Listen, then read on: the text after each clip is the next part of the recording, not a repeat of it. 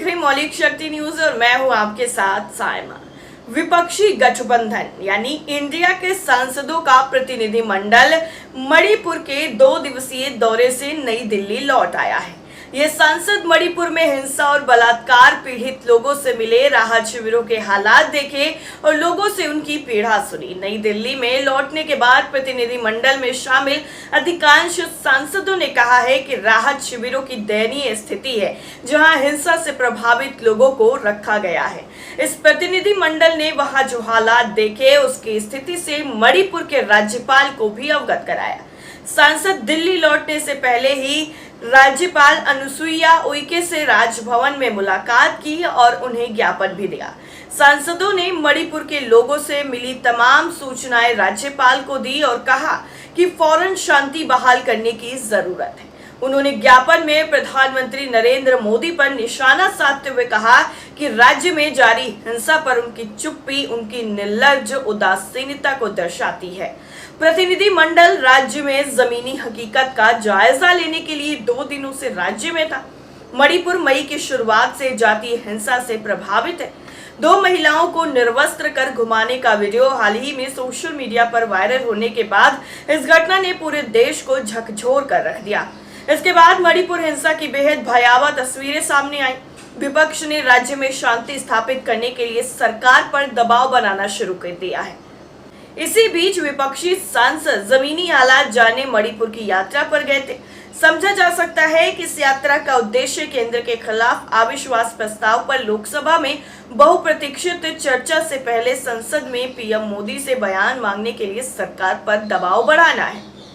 कांग्रेस सांसद अधीर रंजन चौधरी ने कहा है कि मणिपुर के लोग अपना घर छोड़कर विस्थापित हो चुके हैं। वो नहीं जानते कि अपने घर वापस कब लौटेंगे। यहाँ लोगों के लिए खाने और दवाई की सुविधा नहीं है। बच्चों की पढ़ाई रुकी हुई है। लोग एक दूसरे पर विश्वास नहीं कर रहे, लेकिन केंद्र और राज्य सरकार इस तरफ कोई ध्यान नहीं दे रही। अगर समय रहते ठोस कदम नहीं उठाए गए तो हालात और बेकाबू हो जाएंगे। उन्होंने मोदी सरकार पर निशाना साधा।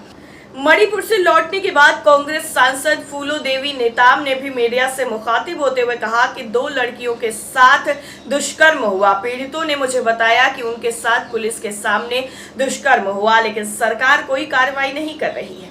किसी को भी इतना बेशर्म नहीं होना चाहिए। हम मांग करते हैं कि वहां जल्द से जल्द सामान्य स्थिति बहाल की जाए। हम एक प्रामाणिक रिपोर्ट बनाएंगे और इसे सदन के सामने पेश करेंगे। हम मांग कर रहे हैं कि प्रधानमंत्री को मणिपुर पर चर्चा के लिए सदन में आना चाहिए। वहीं एनसीपी शरद पवार गुट एमपी पीपी मोहम्मद फैसल ने कहा कि हमने जो कुछ भी जाना और सुना है वो हमारी उम्मीदों से परे है। उन लोगों को हुई पीड़ा को शब्दों में बयान नहीं किया जा सकता। अगर सरकार ने शुरू में कार्रवाई की होती तो ऐसी स्थिति से बचा जा सकता था।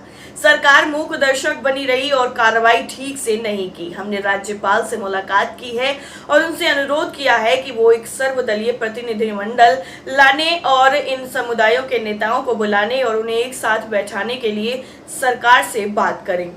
सीपीआई-एम सांसद ए रहीम ने कहा है कि वहां सभी प्रणालियां ठप हो गई हैं। डबल इंजन वहां पूरी तरह से पंगु हो गया है और फेल हो गया है। राहत शिविरों में कोई राहत नहीं है। मैं दोनों केंद्र सरकार राज्य सरकार से चाहूंगा कि वो शांति बहाल करें। प्रधानमंत्री नफरत की राजनीति के कारण वहां नहीं जा सकते। ये मणिपुर में भाजपा और आरएसएस के नेतृत्व में राजनीतिक ध्रुवीकरण का परिणाम है, जिसका जनता खामियाजा भुगत रही है।